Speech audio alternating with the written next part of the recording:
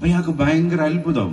ഓ, മറ്റേ സർപ്രൈസ്. എന്താ ഇയാൾ 120 വയസ്സിൽ very healthy, he's very healthy, നല്ല സ്മാർട്ട്, ഓവർ സ്മാർട്ടായിട്ട് ജെന്റിൽമാൻ ആയിട്ട് ആളിങ്ങനെ നടക്കുന്നുണ്ട്. ആൾക്ക് എത്ര ഏജ് എത്രയാ?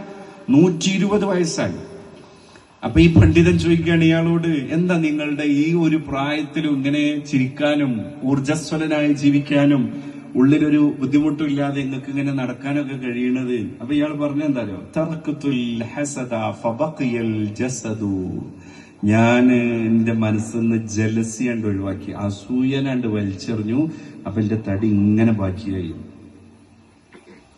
അപ്പോ ഈ പക, കുടിപ്പക, പിന്നെ അസൂയ എന്ന് പറയുന്ന സാധനമൊക്കെ പോയാല് മനുഷ്യന് ഏത് ഫീൽഡിലേക്ക് എങ്ങനെ ഇറങ്ങാൻ കഴിയുമല്ലോ, പെട്ടെന്ന് ഇറങ്ങാൻ കഴിയും.